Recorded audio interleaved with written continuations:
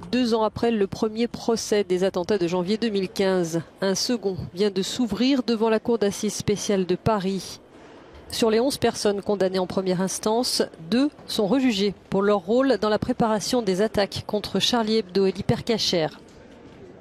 Il s'agit de ceux qui avaient écopé des peines les plus lourdes. Le franco-turc Ali Riza Pola avait été condamné à 30 ans de réclusion pour complicité de crime. Ammar Ramdani à 20 ans pour association de malfaiteurs terroristes. Ces 2 proches d'Amedi Koulibaly contestent tout lien avec les attaques.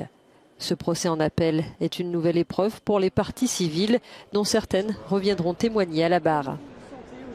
Non, pas du tout. Non, j'ai pas envie de revenir. J'espère que le tribunal, ça sera bien passé. J'espère qu'on n'aura pas à faire notre appel pour venir. On veut que cette histoire soit finie. Tout le monde prend leur vie normale, leur vie tranquillement comme avant. Pour l'avocat de Charlie Hebdo, ce procès doit être une nouvelle tribune pour la défense de la liberté d'expression.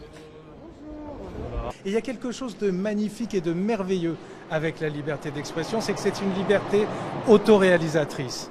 Il suffit de l'exercer pour qu'elle triomphe. Il suffit de ne pas avoir peur pour qu'il n'y ait pas de raison d'avoir peur.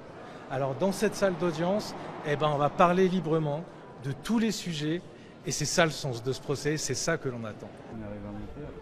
La Cour aura 6 semaines pour étudier le rôle des 2 accusés dans la préparation des attaques commises au nom d'Al-Qaïda dans la péninsule arabique. Le périple meurtrier des frères Kouachi et d'Amedi Koulibaly avait pris fin avec leur mort lors d'un assaut policier. 17 personnes ont été tuées dans ces attentats, y compris une policière municipale à Montrouge.